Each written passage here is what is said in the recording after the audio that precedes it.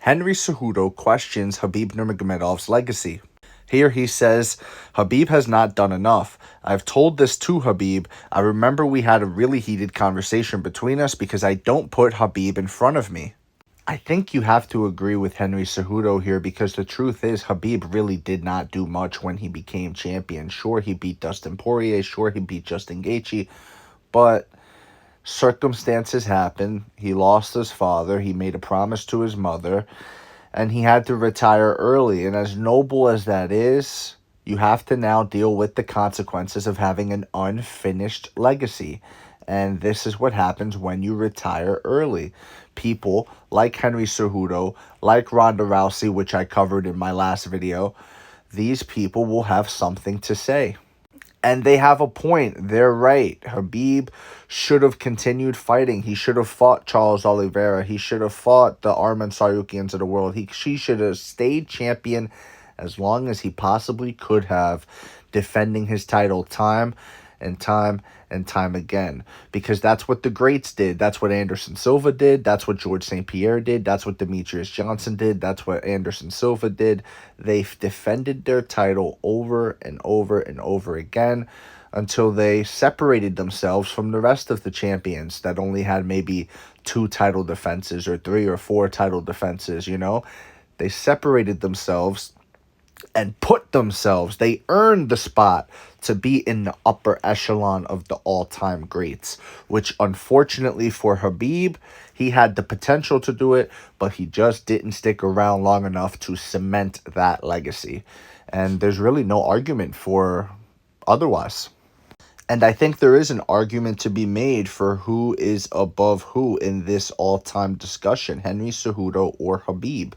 If we're talking as a combat sports athlete, it has to be Henry Cejudo. If we're talking as a UFC fighter, that's different. Why is it Henry Cejudo for a combat sports athlete? Well, he is an Olympic gold medalist, the youngest to ever do so. In wrestling, at least. I don't know if there's any younger Olympic gold medalists in gymnastics or something, but in wrestling, Henry is the youngest, and that record stands until this day. He is also a double champion in the UFC, meaning he won the flyweight title against Demetrius Johnson, mind you, who was the GOAT of flyweight, which in my opinion is a bigger win than, let's say, Khabib beating Conor McGregor. Conor McGregor was a great fighter, but Conor McGregor was also coming off of a layoff after fighting Floyd Mayweather. He was on a different type of demon time, drinking the bottle, all this type of stuff. With that said, beating Conor for the title is different than beating a George St. Pierre for the welterweight title, beating Anderson Silva for the middleweight title, beating John Jones for the light heavyweight title, beating Demetrius Johnson for the flyweight title. And that's what Henry Cejudo did. He has a Mount Rushmore win on his resume, and you cannot take that away from him. Then he goes out there and beats TJ Dillashaw, who was on EPO at the time, which, TJ Dillashaw already is a challenge enough. Now he's taken performance enhancers, so double the challenge. That's another big win for Henry Cejudo. Then he beats Dominic Cruz. I mean, guys, that's another big win. He knocked out Dominic Cruz, man. TJ Dillashaw couldn't knock out Dominic Cruz. And granted, Cruz was a few more years on him, you know what I mean? But I wouldn't say he was completely washed at the time he fought Henry.